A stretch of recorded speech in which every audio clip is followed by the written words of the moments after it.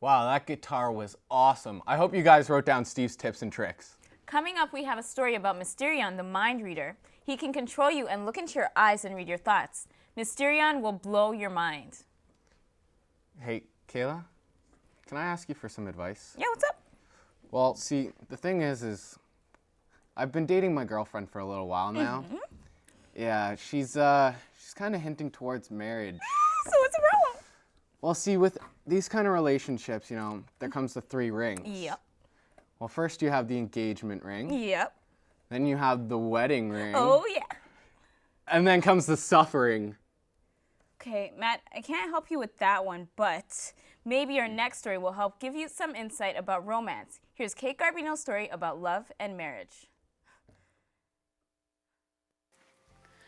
In today's society, fairy tale romances seem to be very unbelievable.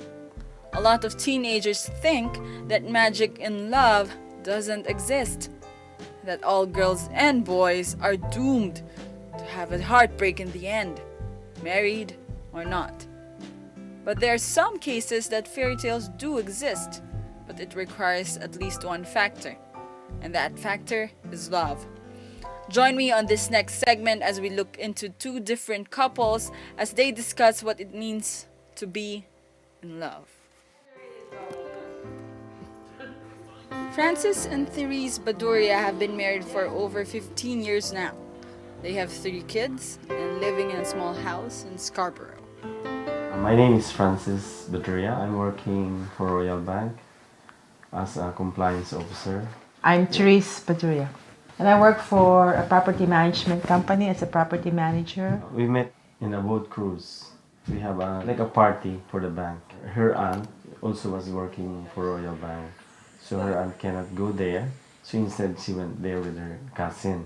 We exchanged telephone number and then we tell stories and then we date. After dating, we become friends. We just want to be friends first, right?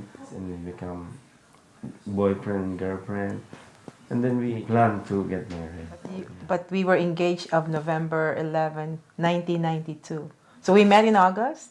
In November, we were already engaged. So it was really a whirlwind romance. The fast track. My plan was really, well, if I find a woman, a good friend and a good relationship, I would really want to be married.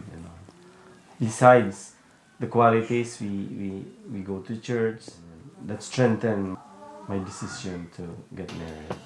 For myself, I prayed if this particular person is the right guy for me. That we are both older already, in a sense. We're over 30 at that time. So it wasn't really anymore a relationship that just go out and date. So for me, it was something serious. Everything actually was surrounded by God's blessing. To us, it was a relationship based on faith. On the other hand, my parents, Pluck and Ellen Garbino, have been together for 23 years now. They have 2 kids and have recently bought a house in Scarborough. I'm Clark Garabino, the husband of Alan. I am 51 years younger. By profession, I am a human resource practitioner. I'm Ellen Garbino. I am an accountant by profession. I am 52 years old and I have been married for 23 years. We met in an office where we worked together.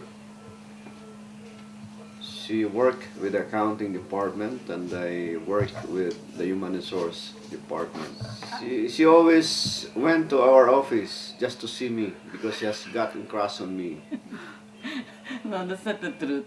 I was in charge of payroll and accounting. I normally go to the human resources office to ask something about human resources information. His office mates, they were matching us. And then when I looked at him, I saw his beautiful eyes. And I said to myself, I think it's okay. And then he asked me if I am interested in reading religious books. And then he gave me a book about Jesus Christ. He scribbled something on that book, and up to this time, I'm keeping that note.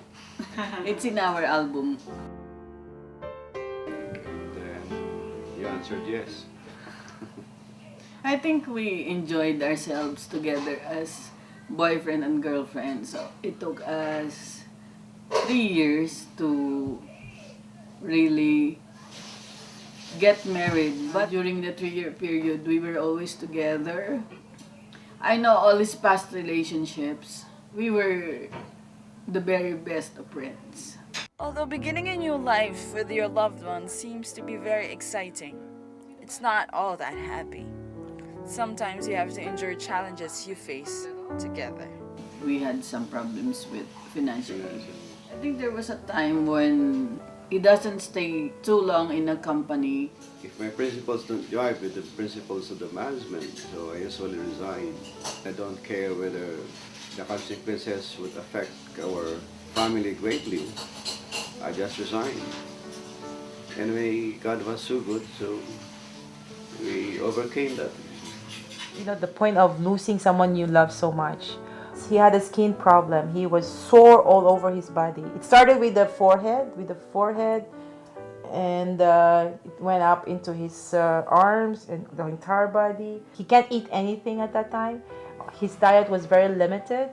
He can't move. He can't do anything. He got cured after 2 years, way in 2007, the Feast of Divine Mercy. But after all that, they don't miss any day not loving each other. We still went for our vacation. We still went around, went somewhere else. We went to Blue Mountain, we went camping, we went Ottawa, we went Montreal. Every day is the highest moment of our every lives. day. Especially when during weekends, if we do have time to be with each other, the family, the children, when we go out and have take snacks or lunch or dinner outside of the house. We used to tease each other, joke each other. We really enjoy each other's company. It is always a moment to treasure. To renew their vows again, they would say, Still say I love you, and I promise her that the relationship will just keep on growing. I would say, I still love you, my darling Francis. And I thank the Lord that He has given you to me, and I will love you more and more each day. Just to love you and love you and love you. And not till death do us part, but till life after death. Our marriage would still be celebrated in heaven.